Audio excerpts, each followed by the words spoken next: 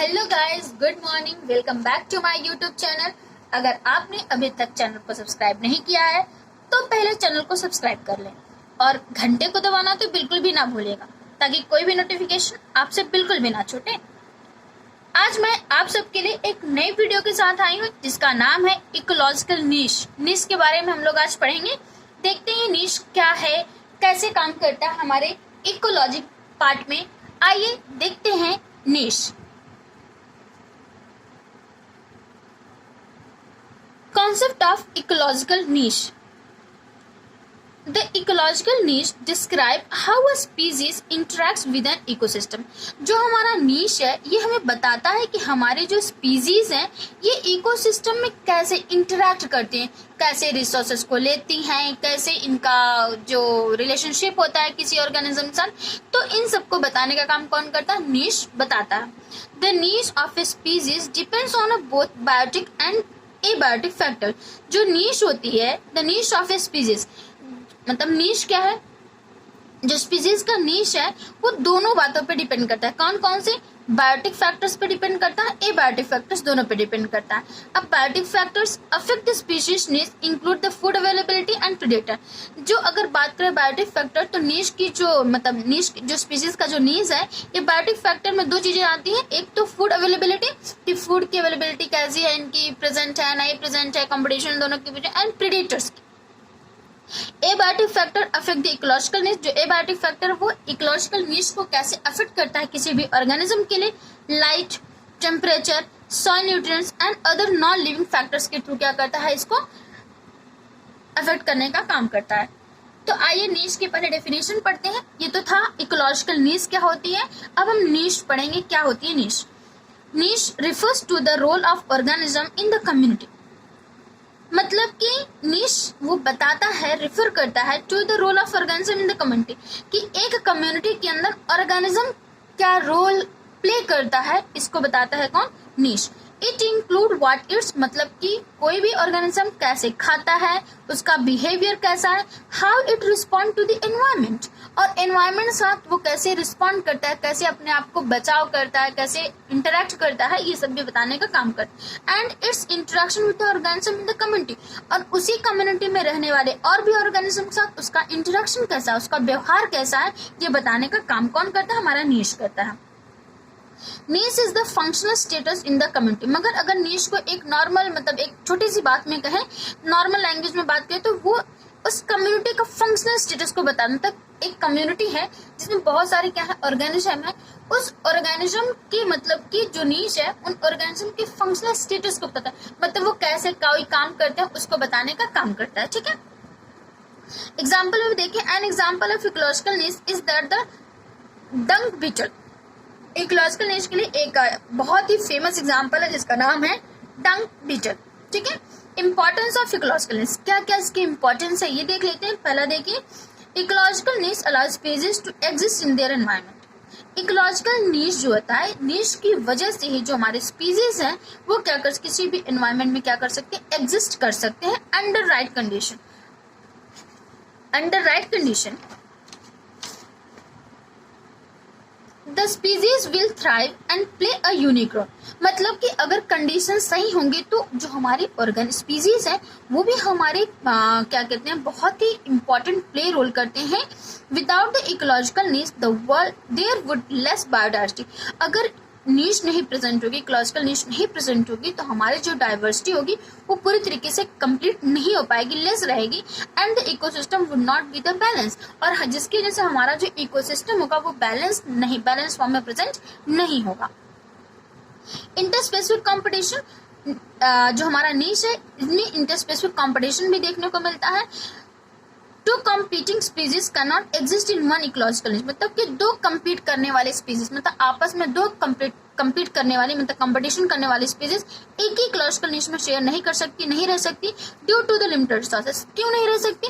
क्योंकि जो उनके रिसोर्सेज है, खाने पीने की जो चीजें, वो क्या है, रिसोर्स लिमिटेड है। मतलब एक लिमिट मात्रा में क्या है प्रेजेंट है, अनलिमिटेड तो प्रेजेंट नहीं है। कोई चीजें लिमिटेड होती है नेचुरल में, तो उसकी वजह से क्या होता है, ये दो स्पीसीज कभी भी आपस में जो कम्पीट कर रही हैं एक ही नीश के लिए, वो एक ही इकोलॉजिकल नीश एक ही नीश में नहीं रह सकती हैं। There are two theories of address competitive conclusion. दो थियरीज दी गई हैं जिसकी वजह से हम कॉम्पिटिटिव एक्सक्लूजन को देखेंगे। पहली है इन आर थियरी। तो आर थियरी में क्या देखने को मिला, multiple species can not exist in a same resources. मतलब एक ही रिसोर्सेज के लिए बहुत सारी स्पीसीज क्या नहीं कर सकती है, एग्जिस्ट नहीं कर सकती अनलेस दे डिफरेंशिएट देयर नीश। तब तक नहीं कर सकते जब अगर इनके नीश क्या हो, डिफरेंट हो, अलग अलग हो। अगर मतलब मान लेते हैं कि वो इकोलॉजिकल मतलब when resources density is lowest, जब लिमिटेड हो, जब रिसोर्सेज की डेंसिटी क्या हो, लिमिटेड हो या लोवेस्ट हो, कम हो गई हो, this species population most limited by the resources will be competitively excluded. मतलब कि हम अगर नॉर्मल एक लैंग्वेज में आपको बताएं तो जैसे कि एक एनवायरमेंट है, उस एनवायरमेंट में बहुत सारे क्या है, पॉपुलेशन है, ऑर्गेनिजम्स पाए जाते हैं। लेकिन जो ऑर्गेनिज्म है वो क्या करते हैं, मतलब उनकी जो खाने की जो चीजें हैं वो क्या कर रहे हैं, एक ही चीज को खाए जा रहे हैं। तो कोई चीज जो प्रेजेंट होगी खाने के लिए वो लिमिटेड मात्रा में प्रेजेंट होगी। तो जब जैसे कि हम दो ह्यूमंस की अगर बात करें, नॉर्मली अगर ह्यूमंस की बात करें तो देखिए जो हम खाते हैं वही सामने वाली पर्सन खाता है, तो हम दोनों के बीच में भी तो कंपटीशन होता है। ऐसे ही ऑर्गेनिज्म के साथ भी होते हैं कि अगर दोनों की रिसोर्सेज क्या सेम है खाने के, बाकी और सब चीजों के, तो उनके बीच में क्या हो जाएगी, कॉम्पिटिशन स्टार्ट हो जाएगी। तो अगर ये अपने नीश को बदले, मतलब खाने का तरीका बदले, मतलब खाने की चीजों को बदल ले, तो ये एक ही इकोलॉजिकल मतलब एक ही इकोसिस्टम में क्या कर सकते हैं, प्रेजेंट रह सकते हैं। ठीक है। आर थियरी में क्या बताया गया, consumers can exist at a high density due to having a shared enemies. कह रहा है कि पी थियरी में बताया गया कि जो कंज्यूमर्स होंगे वो हाई डेंसिटी में क्या कर सकते हैं, एग्जिस्ट कर सकते हैं। क्यों, due to having the shared enemies, क्योंकि उनके पास बहुत सारी ऐसी एनिमीज हैं जिनको वो क्या करते हैं, खाना चाहते हैं, कंज्यूम कर लेंगे। इस वजह से ये क्या रहेंगे, ज्यादा मात्रा में क्या होंगे, एनवायरमेंट में प्रेजेंट होंगे। ठीक है। अब हम आते हैं टाइप्स ऑफ नीश के बारे में। टाइप्स ऑफ नीश कितने टाइप्स के, देखिए अकॉर्डिंग टू ओडम, इपिओडम इकोलॉजी का ही पार्ट है, 1971 में ओडम के द्वारा दिया गया। And ecological niche consist of 3 division. इसके 3 टाइप्स के डिवीजन किए गए हैं। कौन कौन से, spatial niche, tropical niche and multi directional या मल्टी डायमेंशनल कह लो, एंड हाइपर वैल्यू नीश भी कह सकते हैं हम। ठीक है। चलिए अब एक एक से देखते हैं, तीनों को एक एक देखते हैं क्या है ये सब। तो आइए हम आते हैं हैबिटेट नीश या स्पैटियल नीश कहते हैं इसको। स्पैटियल नीश को क्या कहते हैं, हैबिटेट नीश भी कह सकते हैं। These types of niche pertains to the physical space occupied by an organism। ये जो स्पेशल नीश जो होता है ये हमारे ऑर्गेनिज्म के द्वारा फिजिकली स्पेस कितना ऑक्यूपाई किया गया है उसको बताने का काम करता है। Thus a habitat occupied many species, each species is confined to a micro habitat। क्योंकि यहाँ पे जो हैबिटेट है, यहाँ पे बहुत सारी स्पीसीज क्या होती है, प्रेजेंट होती है, ऑक्यूपाई करती है जगह को। इसीलिए जो स्पीसीज होती है उनके पास क्या छोटे छोटे उनके हैबिटेट पाए जाते हैं। ठीक है। Two species cannot occupy the same ecological niche। दो स्पीसीज कभी भी एक इकोलॉजिकल निच में प्रेजेंट नहीं होंगी। O'Neill has given the interesting example of the spatial. एक नाम है ओनिल, इन्होंने क्या क्या है मतलब कि इंटरेस्ट एग्जांपल दिया स्पेटल निच का। क्या देखिए, 7 species of millipedes living in the forest floor of the maple oak forest। कह रहे हैं 7 species जो मिलीपीड्स की है वो कहाँ रह रही है, living forest floor, maple oak forest के फ्लोर पे रह रही हैं। कौन सी, 7 टाइप्स की 7 स्पीसीज, मिलीपीड्स की 7 स्पीसीज क्या हो रही है उस पे प्रेजेंट है। आगे हम बात करेंगे ट्रॉपिक या ट्रॉपिकल निश की बात करेंगे। It is concerned with the trophic position of an organism.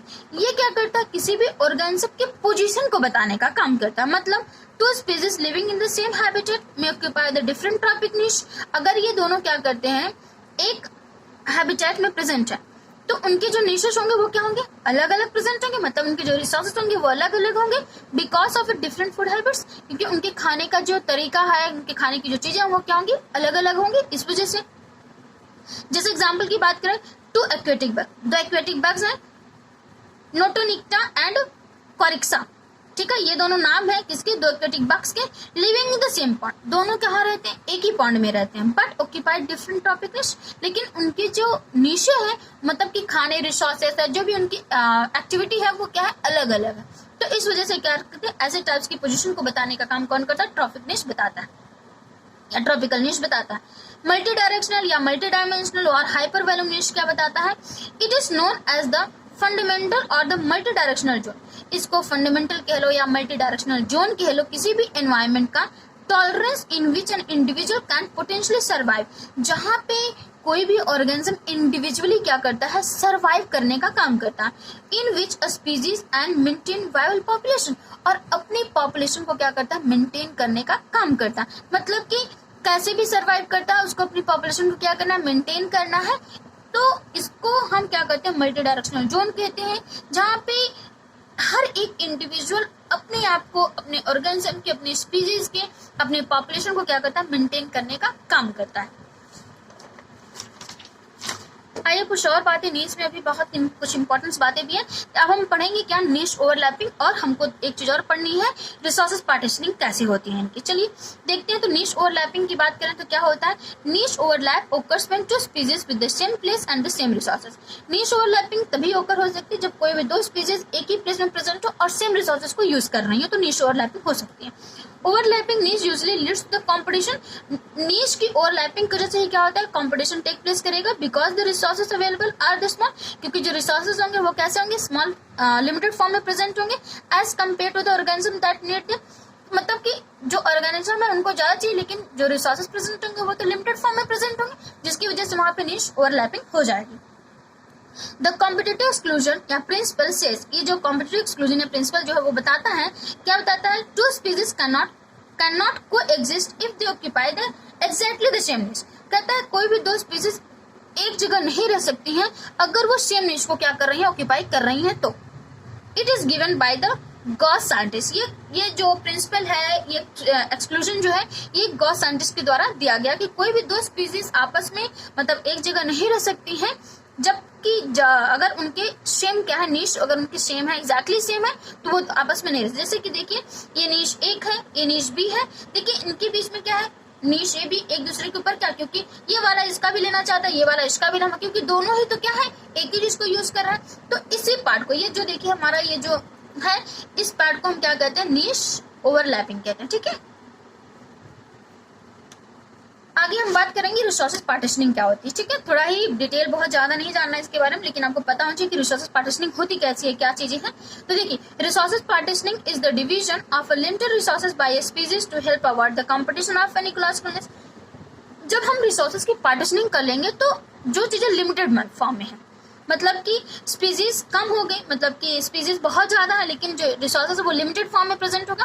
तो अगर हम क्या कर लें, रिसोर्सेज की पार्टीशनिंग कर लें, मतलब कि एक ही इकोलॉजी एक ही इन्वायरमेंट में हम रह रहे हो, लेकिन हम जो अपने रिसोर्सेज की पार्टीशनिंग कर लें, मतलब जैसे कि एग्जांपल आपको दें कि जैसे कि एक फॉरेस्ट है, जो स्पीसीज है, कुछ स्पीसीज जो है वो कहाँ रह रही है, पेड़ के ऊपर रह रही है।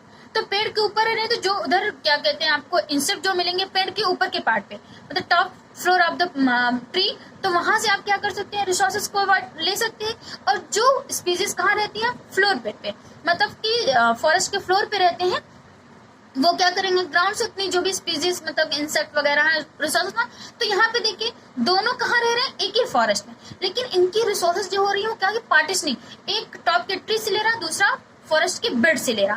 तो यहाँ पे जो हो सकता है, इसको क्या कहते हैं, रिसोर्सेज पार्टीशनिंग कहते हैं। और अगर ऐसा होगा तो यहाँ पे कंपटीशन बिल्कुल भी क्या कर सकते हैं, अवॉइड कर सकते हैं, बिल्कुल यहाँ कंपटीशन की कोई चांस नहीं, क्योंकि इनकी जो फूड की जो है वो पार्टीशनिंग पूरी तरीके से हो गई, रिसोर्सेज की पार्टीशनिंग हो गई है। ये हमने आपको फूड का बताया, ऐसे ही आप हर चीज के लिए क्या कर सकते हैं, पार्टीशनिंग कर सकते हैं रिसोर्सेज की, जो आपके लिए क्या है, used. To any environment any organism different species have find way to coexist with the another.